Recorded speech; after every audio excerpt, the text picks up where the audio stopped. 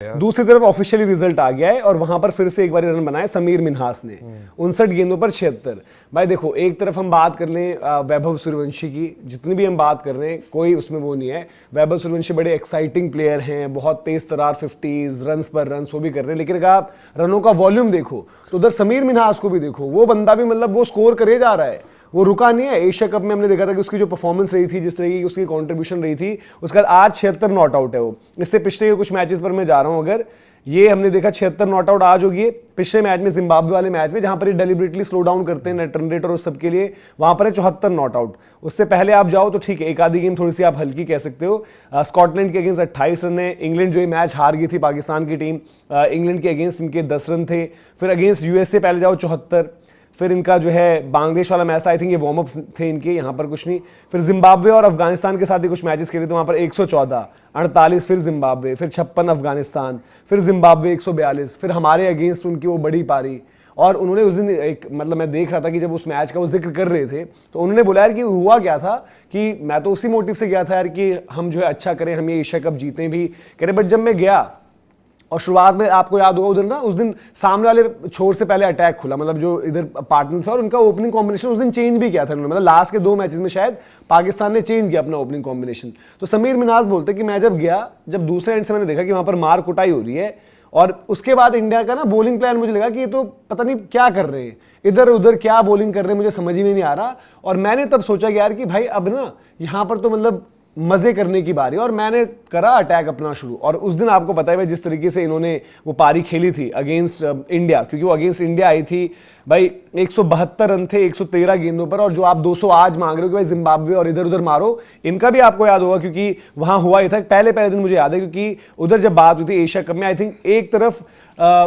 इन्होंने मारा था हमारे वैभव ने कुछ 180-90 रन पहले मैच में। हमने किसको मारा था? किसी को हमने स्कोर किया था, और वहीं पर दूसरी तरफ ओमान किसको मारा था? मतलब कोई कमजोर टीम थी, इन्होंने मलेशिया को मारा था। तो जब इन्होंने वो स्कोर उस दिन आई तो मैंने कहा ठीक है भाई आज मार दे, क्योंकि तब तक पता ही नहीं था। बट समीर मिन्हास ने ये चीज दिखाई आगे कि भाई उसमें भी है। भाई सीधे बोलता हूं, आज जब मैं बैटिंग इनकी देख रहा था, आपके बहुत जल्दी एरन जॉर्ज जो हमारे आई थिंक ओपनर वो है, ओपनिंग वही कर रहे हैं, वो भी बड़ा तेज खेल रहे थे दोनों, मतलब एकदम ऐसा लग रहा था अटैकिंग क्रिकेट खेल रहे हैं। और इनकी बैटिंग देख के ना आपको ये लगता है कि यार देखो, अब वही वाली बात है कि अब ये जेनजी वाले लड़के, जेनजी जो है जनरेशन है, ठीक है यार आप लोग क्रिकेट बड़ा अलग खेलते हो, बट ये T20 का फॉर्मेट अगर हो ना तो आप बोलोगे यार 10 ओवर में आप 100 मार रहे हो, आप तो 120 मार रहे हो, 130। बट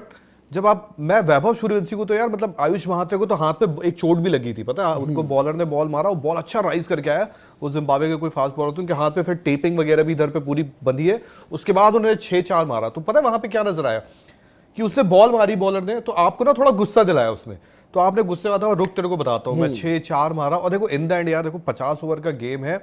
अगर वैभव सूर्यवंशी आयुष महात्रे थोड़ा सा खड़े हो जाए, आज जिम्बाब्वे है, बट आप अगर खड़े हो जाओगे तो 100-200 आपके लिए, मतलब वैभव सूर्यवंशी ने 200 नॉर्मल है, 5 ओवर में वो 50 मार के खत्म कर देता है। थोड़ा सा और खेल जाएगा, 100 रन बनाएगा, 200 बनाएगा, और फिर क्या होता है ना, जब वो 100-200 आप कन्वर्ट करते हो ना जिस तरीके से, तो वो आपको आगे की बड़ी क्रिकेट में काम आएगी आगे चल के। और अंडर 19 वर्ल्ड कप भी अगर आप अभी उठाओ तो आई थिंक जो जिस हिसाब से इंग्लैंड का है वो बेटर खेलर यू है कौन है, और इवन आप उधर से उठाओ ऑस्ट्रेलिया से होगन जो है आई थिंक, तो यार वो लड़के लोग ना वो दिखा रहे हैं कि ओके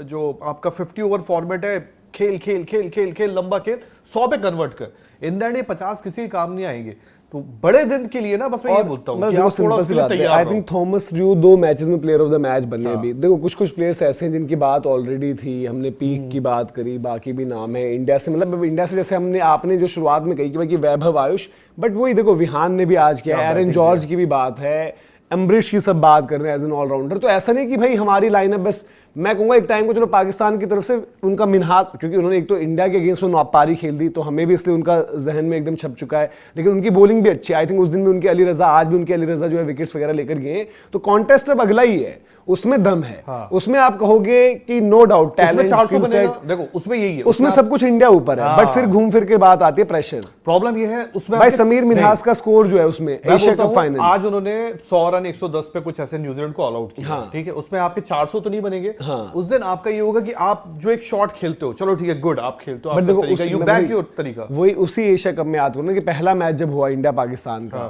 वहां पर जो है इंडिया ने कम ही टोटल लगाई थी, कम टोटल लगाई थी, बट पाकिस्तान उसमें पूरी तरीके से फ्लैट पड़ गई, मतलब चेज में उनका कुछ स्कोर ही नहीं आया, तो वन साइडेड हार हुई। फिर इस फाइनल में भी ये हुआ कि पाकिस्तान ने टोटल इतनी बड़ी लगा दी कि इंडिया के फिर कुछ हुआ ही नहीं। आप सिर्फ समीर मिन्हास का नाम काउंट कर रहे हो, मैं बोलता हूँ पाकिस्तान की जो बॉलिंग लाइनअप है, ठीक है, एज का मसला अलग हो सकता है, आप पाकिस्तान की पूरे टूर्नामेंट में बॉलिंग लाइनअप हटाओ, वो मरे बैटिंग से अपनी। इवन इंग्लैंड वाला गेम आपको याद होगा, आई थिंक 210 वो उनकी बैटिंग का ही कसूर था, बैटिंग का। बॉलिंग उनकी आप पूरे मैचेस में उठाओ, बॉलिंग में बड़े कंसिस्टेंट। भाई आज वो 10 ओवर पे कुछ 60 रन थी न्यूजीलैंड,